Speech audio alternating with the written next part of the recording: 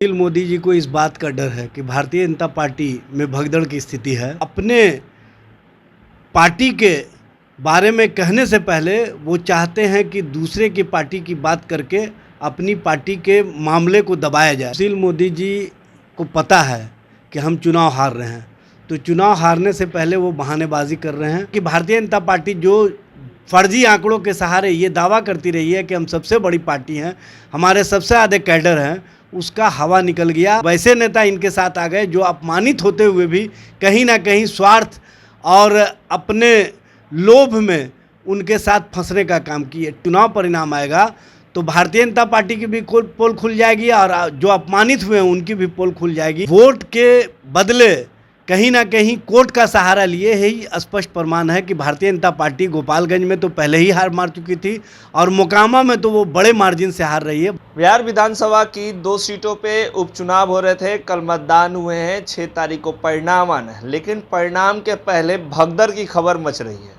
सुशील कुमार मोदी लगातार ये कह रहे हैं कि जनता दल यूनाइटेड विलय नहीं विलीन हो जाएगा। वहीं राष्ट्रीय जनता दल पे उन्होंने ये आरोप लगाया है कि राष्ट्रीय जनता दल के जो मंत्री हैं बिहार सरकार में, वो लगातार बूथों पर जाके लोगों को अपने पक्ष में वोट देने की बात कर रहे हैं। हमारे साथ बातचीत करने के लिए एजाज अहमद हैं, राजद के प्रवक्ता हैं। एजाज जी, सबसे पहले तो जनता दल यूनाइटेड की सवाल ले लूँगा।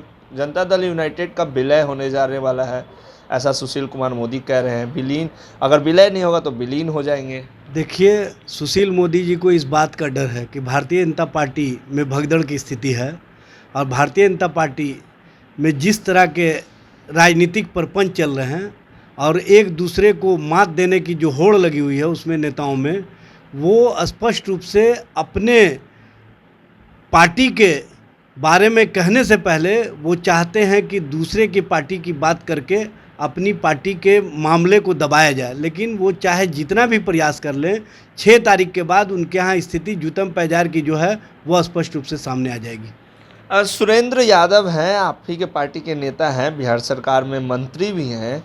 उन पे आरोप लगाए हैं कि मोकामा में जनता को डरा धमका कर वोट देने के बात कर रहे हैं। देखिए, सुशील मोदी जी को पता है कि हम चुनाव हार रहे हैं, तो चुनाव हारने से पहले वो बहानेबाजी कर रहे हैं और बहाने की तलाश में लगे हुए हैं। सबसे बड़ी बात यह है कि सुशील मोदी जी हों या भारतीय जनता पार्टी के कोई भी नेता हों, इन लोगों का मोकामा और गोपालगंज की जनता ने मजिस्ट्रेट चेकिंग में जन समर्थन को पकड़ लिया और बता दिया कि भारतीय जनता पार्टी जो फर्जी आंकड़ों के सहारे ये दावा करती रही है कि हम सबसे बड़ी पार्टी हैं, हमारे सबसे ज़्यादा कैडर हैं, उसका हवा निकल गया इस उपचुनाव में। इसीलिए ये चिरौरी करके, हाथ जोड़ी करके वैसे नेता को लाए जिनको अपमानित करने का काम किया और वैसे नेता इनके साथ आ गए जो अपमानित होते हुए भी कहीं ना कहीं स्वार्थ और अपने लोभ में उनके साथ फंसने का काम किए। ठगी और लोभी का जो मिलन हुआ है, ये बड़ी स्थिति पैदा करेगा बिहार की राजनीति के लिए। और आपको स्पष्ट रूप से जब चुनाव परिणाम आएगा तो भारतीय जनता पार्टी की भी पोल खुल जाएगी और जो अपमानित हुए हैं उनकी भी पोल खुल जाएगी कि बिहार की जनता ने उनको पूरी तरह से रिजेक्ट कर दिया। आप कह रहे हैं चुनाव परिणाम आएगा तो भारतीय जनता पार्टी की पोल खुल जाएगी। भारतीय जनता पार्टी कह रही है क्लीन स्वीप करने जा रहे हैं।